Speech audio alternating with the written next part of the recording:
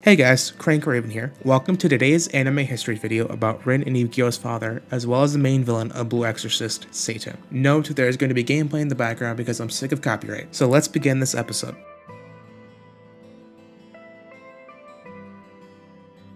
Satan existed before the universe, before the very first concept. In fact, he is the being who made everything. He spun out every known concept, made galaxies, stars, black holes, everything. He then made Gehenna, the realm or the universe where demons reside, or the very concepts of the material universe named Asia. That realm, Gehenna, is technically a version of Satan. Now that's all I have to mention about for existence, so let's move on to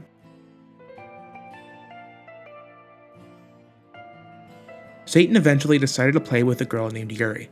After a few weeks of playing with Yuri, he set the warehouse on fire, killing her adoptive parents. If you want to know more about this, or Shirio's past and Yuri's past, I recommend watching the Shirio Fujimoto Anime History Freedom episode. Back to what I was saying, Satan started to possess a clone body named Goro for 9 years off and on. Eventually, Satan gained true human sentience. Note he actually quips that he remembers playing with Yuri and Shirio slapping her. So I'd assume he has the knowledge of the universe's creation. After he gained consciousness, he escaped Asylum searching for Yuri. Long story short, Satan gets brought back to Asylum, absorbs hundreds of books of knowledge, which pretty much awakened his cosmic awareness and insane intellect. Though that intelligence is wasted on such a fucking smooth-brained creature. You'll see what I mean when he and Rin share a singular fucking brain cell. Satan and Yuri escape Asylum, so an unknown time later, she gets pregnant with twins. Satan gets captured, same with Yuri, which leads to what is called the Blue Night. Satan's body has fully deteriorated by this point, nothing but bones and some rotting flesh by the time he shambles up to Lucifer calling out for Yuri.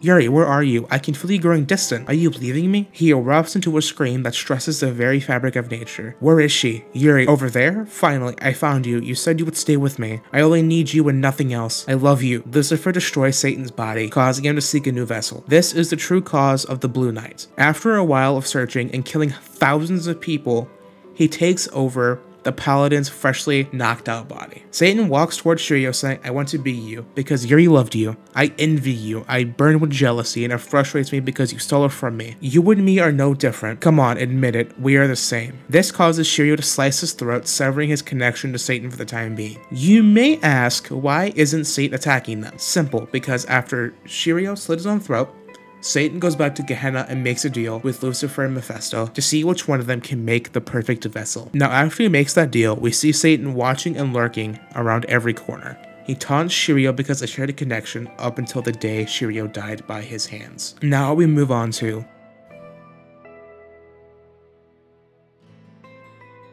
I need to mention something real quick. We have smaller interactions about Satan throughout the story. I'm not going to cover that because it's beyond the scope of the video and doesn't really add much to his history. I will throw up a panel I think is kind of interesting from the very beginning of the series where Kazu references the deal, how it's still going on with Maimon. But yeah, so after Lucifer made this pact with Satan, he did all that he could to make an elixir. That elixir was to perfect immortality and was given to a clone. That clone was of Shirio Fujimoto. Now let's back up and go slightly backwards and discuss the Okumura brothers' fight. Yukio betrayed the Knights of the True Cross in order to gain power. Of course, that was kind of a red herring as it was a covert mission on Yukio's own accord. With Satan's protection, he successfully destroyed the Illuminati base, Dominus Leminus. Of course, Satan wasn't the sole reason. The only thing Satan did in that instance was stop Lucifer from killing him with his power. A while after this, Yukio runs into a cargo hold, prepares to gouge his eye out, and hopefully kill himself to stop Satan's gateway to Asia. He doesn't know about Satan's true nature yet, so he is ignorant unlike his brother Ren. Ren appears from a door after using his Kamikusha key to see the past. Ren stops Yukio from gouging his eye out. They start to fight because of this. Every once in a while, Satan interjects to take jabs at Ren for being mentally weak and limiting himself with the Karakura sword. This all culminates into Satan getting burned out of Yukio's body, giving them enough time to get to safety after one more fight. Satan sits back and watches as his clone body is injected by Lucifer and the rest of the Illuminati force. He then forces Yukio to look at Shirio's body so he can take over. Thus, Satan is now the main crux of these arcs. After he takes over Shirio's clone body, he goes to kill all the Exorcists.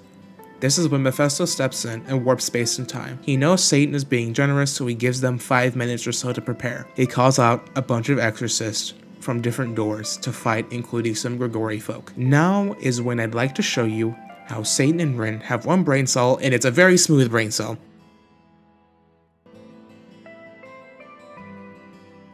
Yeah, the technically smartest people in existence were also the dumbest. Yeah, I love it, but it's also kind of stupid. I don't really want to cover much else from this current arc, as it's monthly chapters and are bound to change in the volumes because of Kaz's writing style. If you want, I will make a part 2 after Satan's story ends. So please stay tuned, and I hope you learned something new from this episode of Anime History. Don't forget to like, comment, and subscribe. Raven out. Peace.